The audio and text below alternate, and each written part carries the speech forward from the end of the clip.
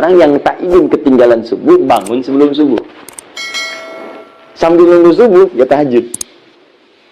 Ya, ketika selesai tahajud, tersisa waktu sebelum fajar, sebelum datang. Dia lihat rumus tadi. Perhatikan rumusnya. Ya Allah kan sampaikan, waktu fajar itu semua bacaan didengar oleh Allah. Karena itu ada orang nggak ingin ketinggalan, dia bangun sebelum fajar. Dan ada hadis qudsi di situ.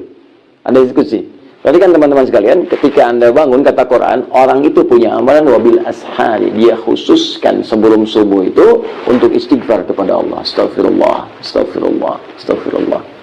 Nanti di Quran surah ketiga, Ali Imran, itu di ayat ke-17, ya, sampai nanti ke-18, teman-teman paling kiri sebelah atas di mushaf, itu nanti orang ini akan dikumpulkan di surga dengan 3-4 golongan lain.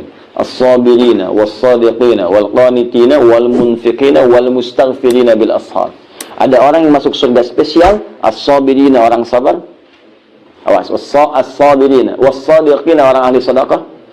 Kemudian wal-qanitina orang yang salatnya khusyuk, wal-munfiqina orang ahli infak. 5, wal-mustaghfirina bil ashar, orang yang rajin istighfar sebelum subuh. Saya tanya pada teman-teman gini cara memahaminya. Ini ada waktu nih 5 menit. Selama 5 menit itu kalau berdoa, semua doa berpotensi akan dikabulkan.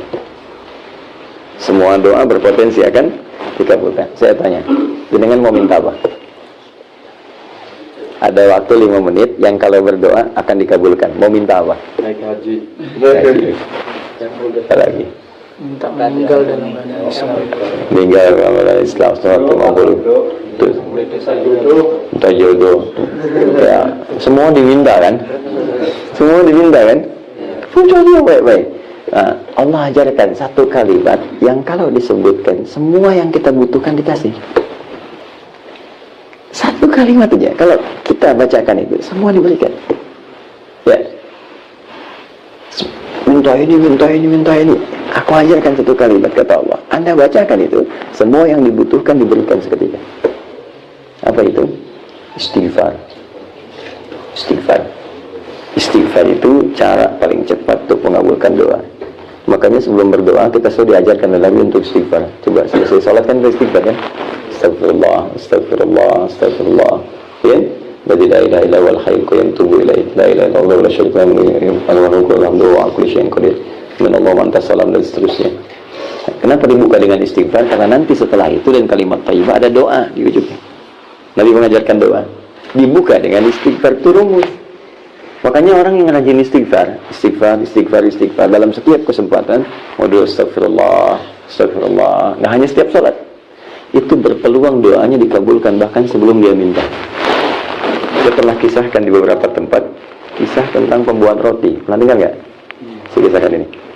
Jadi Imam Ahmad bin Hanbal, pernah dengar Ahmad bin Hanbal? Imam Ahmad ini muridnya Imam Syafi'i. Imam Syafi'i itu sebetulnya namanya Muhammad, punya bapak namanya Idris. Muhammad bin Idris, ya. Kakek ketiganya, buyut ketiga itu namanya Asy-Syafi'i. Muhammad bin Idris bin Al-Abbas, ya, bin As-Sa'ib. Kemudian ke atasnya ada Syafi'i. Syafi'i ini yang galangan sahabat yang di masa perjumpaan dengan Rasulullah SAW. Maka bertabaruk dengan nama kakek ketiganya disebut Syafi'i. Ya, lahir tahun 150 Hijrah, punya murid yang lahir tahun 164 Hijrah namanya Ahmad bin Hanbal. Imam Ahmad ini soleh, hafal Quran, hafal hadis, banyak hafal hadis. Satu ketika beliau tiba-tiba pengen main tuh ke Mesir. Datanglah kemudian ke satu tempat. Ketika sampai di satu tempat, ke masjid istirahat karena capek. Masuk masjid lah seperti ini. Itu imam besar. Cuma tak zaman dulu, mohon maaf ya, kan belum ada seperti ini, ada handphone, ada media sosial, ya, bisa selfie, pasang status kan. Nah, jadi orang tahu Imam Ahmad tapi nggak pernah lihat mukanya seperti apa. Kalau sekarang kan tahu muka nggak tahu nama kan, banyak gitu kan. Baik, sekarang Imam Ahmad dulu begitu, terkenal di mana-mana. Imam Ahmad, cuman nggak pernah lihat wajahnya. Tiba-tiba datang ke masjid, tiduran, istirahat, diusir oleh marbot masjid. Saya besar, ulama besar diusir oleh marbot masjid. Jangan tiduran di sini, keluar katanya. Imam Ahmad tahu fikih, tapi nggak bilang saya Ahmad, tidak. Banyak katakan saya mau istirahat, bila. Barah katanya, barah itu lebih kasar. Jadi kalau sudah barah itu kasar namanya.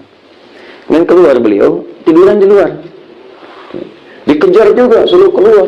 Roh, kata roh. Roh itu lebih kasar lagi. Lebih paling kasar, roh dari kata roh. keluar dengan roh-rohnya sekalian.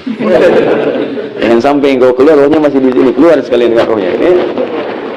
Ini Imam Ahmad pergi. Begitu pergi jalan, kemudian di pertengahan dipanggil tukang roti. Lihat kayaknya lelah gitu. Kata beliau, Syekh, tahan dulu istirahat. Datang sini istirahat. Tukang roti pun nggak tahu wali itu Imam Ahmad. Maka ketika duduk istirahat, si tukang roti ini meneruskan bikin adonannya. Setiap dia menyentuh adonan, dia ucapkan istighfar, astagfirullah, astagfirullah, astagfirullah. Alhamdulillah. Imam Ahmad tahu fadilah istighfar, tapi ingin menguji orang ini. Dikatakan oleh Imam Ahmad, tadi yang kalimatnya, ma faidat istighfarika. Apa manfaat istighfar? Dikit-dikit istighfar, istighfar, istighfar. Perhatikan kata tukang roti ini. Wallahi, demi Allah, tidak pernah saya mengerjakan sesuatu dengan istighfar ini kecuali seluruh yang saya minta kepada Allah selalu dikabulkan. Cuma ada satu yang belum terkabul sampai sekarang. Apa itu kata Imam Ahmad? Wallahi, saya mohon kepada Allah sebelum saya wafat atau sebelum orangnya wafat, saya ingin berjumpa dengan Imam Ahmad bin Hanbal langsung di hadapan saya. Saya wafat duluan atau Imam Ahmad wafat duluan. Sebelum kami wafat, salah satunya saya mohon pada Allah berjumpa dengan Imam Ahmad di hadapan saya. Kata Imam Ahmad, Allahu Akbar, karena istighfar kamu ini saya tiba-tiba pengen ke sini. Karena istighfar kamu ini tiba-tiba saya masuk masjid, dikeluarin dari masjid. Padahal itu rumah Allah, dikeluarin dari situ. Karena istighfar kamu saya diemperan, disuruh pergi sama roh-rohnya sampai berjumpa dengan kau karena istighfar. Jadi bayangkan, jadi apa yang kita minta cepat dulu dikabulkan istighfar. Ya, jangan lakukan itu pada saya ya. Istighfar. Nah, jadi subuh itu cepat. Makanya kalau orang tahu kata Nabi fadilah subuh, itu orang akan datang walaupun dengan merangkak, kejar. Abdullah bin Abi Umi Maktum itu kan buta matanya, buta. Dia minta keringanan pada Nabi, ya Rasulullah, Ali ya Rasulullah, ya Rasulullah, boleh enggak? Saya ada keringanan untuk sholat subuh. Ya, zuhur asar saya ke masjid, maghrib isya saya bisa i'tikaf, tapi subuh ini agak susah, agak berat. Ya karena buta, matanya tidak bisa melihat, jarak masjid agak jauh. Apa jawab Nabi? Tadi kan kata Nabi, atas ma'ul adhan, diriwayat lain atas ma'ul nida, masih kedengaran nggak adhan? Kata beliau, bala, ya. Nah, ini artinya kalau adhan subuh, khusus untuk subuh khususnya ataupun umumnya yang lain, yaitu kalau bisa untuk adhan itu yang paling penekanannya kekuatan suara, bukan lagu. Ya karena dulu memang nggak ada mic seperti ini, jadi terdengar. Ya, nah, kalau sekarang mungkin sudah ada mic, minimal untuk kita yang terdengar itu bisa lebih sampai. Jadi pakai mic nggak ada masalah untuk saat ini, kalaupun suara agak rendah. Tapi kekuatan itu penting sampai untuk mengingatkan supaya orang tahu untuk datang. Ya, jangan sampai nanti suara mendayu-dayu malah ngajak orang untuk terus tidur ya. Baik. Fokus ini. Atas maul adzan, atas maul nida, kedengaran adzan enggak? Ya Rasulullah. Kata Nabi perhatikan kalimatnya. Madum tatas maul adzan fa'addiha fil masjid. Sepanjang masih terdengar adzan, tunaikan ke masjid. Perhatikan cara baca sahabat. Gini ya. Antum nih sudah sepuh. Mata nggak bisa lihat, jarak ke masjid agak jauh. Kendaraan nggak punya, jangankan mobil, motor, sepeda pun nggak punya, masih diminta ke masjid. Masjidnya tiangnya pelepah kurma, atapnya daun-daun kurma. Pertanyaan saya, masih mau ke masjidnya? Kalau cara bacanya kewajiban, jadi beban. Tapi kalau cara bacanya seperti sahabat, jadi motivasi. Perhatikan cara memahami Abdullah bin Abi Maktum. Ini saya ini mata nggak bisa lihat, jarak ke masjid jauh, penuntun nggak ada. Masjid seperti itu masih disuruh ke masjid, berarti ada fadilah, keutamaan, keistimewaan yang tidak biasa. Sampai seperti ini pun nggak diberikan rukhsah oleh Nabi. Ada yang nggak biasa, dan Nabi sudah mengukur, dia pasti datang. Nah, ini menunjukkan di fajar ini ada yang penting teman-teman. Maka oleh beliau itu disemangati dirinya datang lebih awal ke masjid.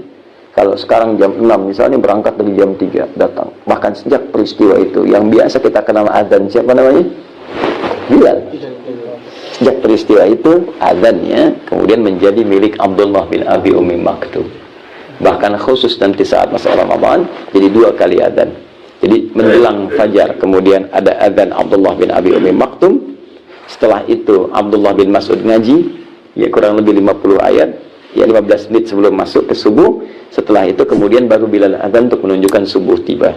Sampai sekarang peristiwa itu terabadikan di Madinah, adzannya 2 kali. untuk subuh. Jadi kalau teman-teman kesempatan umrah atau haji, di Madinah 2 kali adzan, termasuk di Mekah. Ya, azan pertama itu untuk menginformasikan siap-siap mau subuh. Ya, yang kedua itu azan subuh ya. Jadi jangan cepat-cepat katakan 2 kali bid'ah azan, belum tentu. Cek dulu, itu Madinah 2 kali, Mekah 2 kali, gitu kan? Jadi kita cek dulu dalilnya apa, keterangannya apa. Itu gambarannya. Jadi saya ingin katakan, saking pentingnya sholat subuh, bahkan orang datang sebelum subuh. Maka seperti ini biasakan, alhamdulillah. Lagi sudah ada masjid datang, siapkan diri kita ya. Untuk subuh minta doa. Ya, siapa tahu alhamdulillah langsung diaminkan oleh malaikat. Ketika diaminkan malaikat, maka bonusnya ada tambahan. Ghufirallahu ma taqaddama min dzambi. Dosa-dosanya diampuni langsung oleh Allah yang terdahulu. Tapi utang tetap tidak lunas. Ya, awas hati-hati. Ampunan dosa bukan berarti menggugurkan utang. Jelas? Jadi minta amin amin amin. Makanya malaikat jadikan goib supaya kita bisa teruskan doa. Wah, kalau tampak nggak jadi berdoa. Ya Allah, ampuni dosaku. Amin. Ini siapa? Malaikat maut. Jelas ya?